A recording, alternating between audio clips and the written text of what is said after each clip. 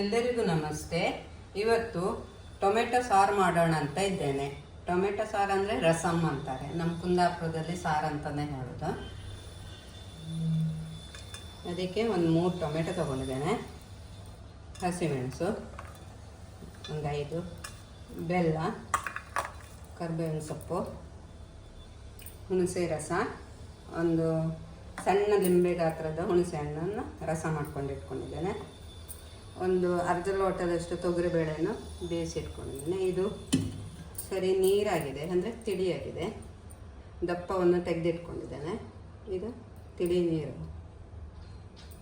ಇದು rasam powder 2 type ಇದೆ.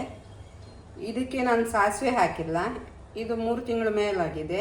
ಮೆಂತೆ ಸ್ವಲ್ಪ ಜಾಸ್ತಿ ಹಾಕಿ ಮಾಡಿರೋದು. ಇದು ಸಾಸಿವೆ ಹಾಕಿದ್ದೇನೆ. ಇದು ಇಮಿಡಿಯೇಟ್ ಸಹ ಮಾಡಿ ರಸಮ್ಮಿಗೆ ಹಾಕೋಬೋದು, ಆದರೆ ಟೇಸ್ಟ್ 2 ಕಂಪೇರ್ ಮಾಡಿದರೆ ಇದೇ ಸ್ವಲ್ಪ ಜಾಸ್ತಿ ಕೊಡ್ತದೆ. ಬೇಳೆ ಹಾಕುವ. ಇದು 1 ಗ್ಲಾಸ್ ತೊಗರಿಬೇಳೆಯನ್ನು ತಗೊಂಡಿದ್ದೆ ನಾನು. ಅದರದ್ದು ದಪ್ಪವನ್ನು ತೆಗೆದಿಟ್ಟು ಇದು ಸ್ವಲ್ಪ ಮೇಲ್ಗಡೆ ಇರುವಂತಹ ತಿಳಿಯನ್ನು ಉಪಯೋಗಿಸ್ಕೊಂಡಿದ್ದೇನೆ. ಕೊಚ್ಚಿಟ್ಟ ಹಸಿಮೆಣಸು, ಟೊಮೆಟೊ,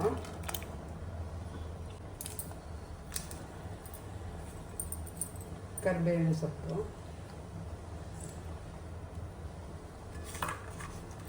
ಬೆಲ್ಲ ನಾನು ಫಸ್ಟಿಗೆ 1-2 ಹಾಕೊಳ್ತಾ ಇದ್ದೇನೆ, ಸಣ್ಣ ಪೀಸು. ಮತ್ತೆ ನೋಡ್ತೇನೆ. ಅರಸಿನ,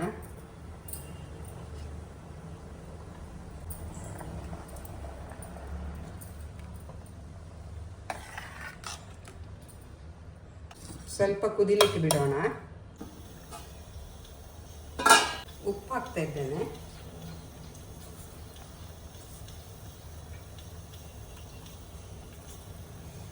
ರುಚಿ ತಕ್ಕಷ್ಟು.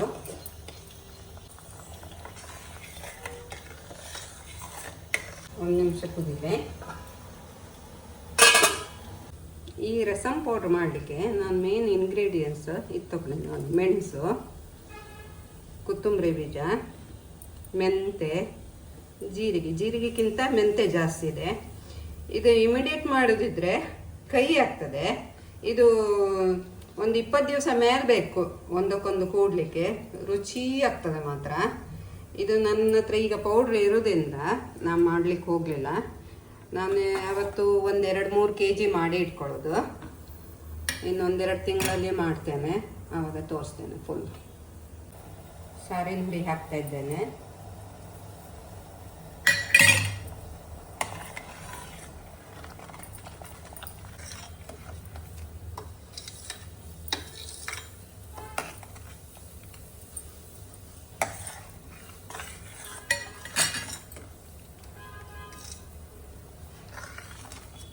ಹುಣಸೆ ರಸ,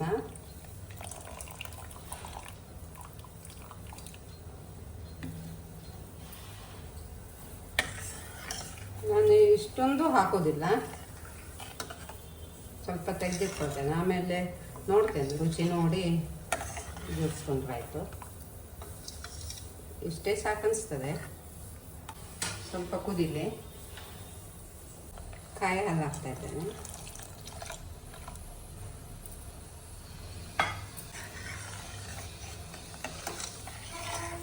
ಕೊತ್ತಂಬರಿ ಸೊಪ್ಪಿನ ದಂಟು, ಕಾಯಿ,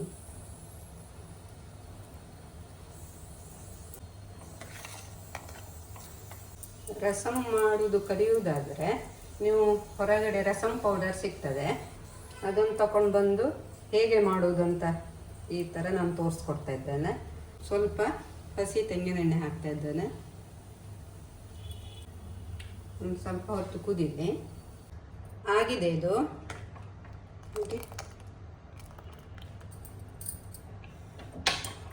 ಇದು ಕಾಯಿ ಹಾಲು ಹೇಗೆ ಮಾಡೋದಂದರೆ, ಹಬ್ಬದ ಟೈಮಿಗೆ ನಾವು ಪಾಯಸಕ್ಕೆ ಕಾಯಿ ಹಾಲು ಮಾಡಿರ್ತೇವೆ, ಆವಾಗ ಅದರದ್ದೇ ಯೂಸ್ ಮಾಡ್ಬೋದು.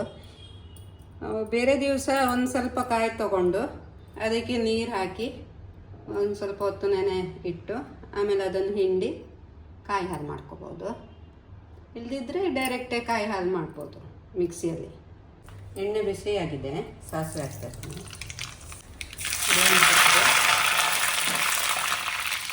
ಒಣಮೆಣಸು,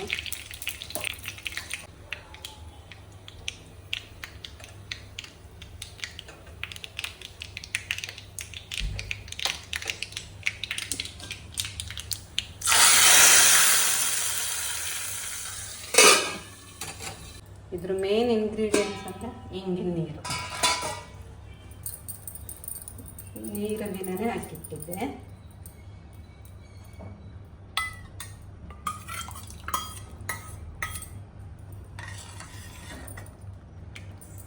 ಮೇಲ್ಗಡೆ ಕೊತ್ತಂಬರಿ ಸೊಪ್ಪು ಹಾಕಲ್ಲ.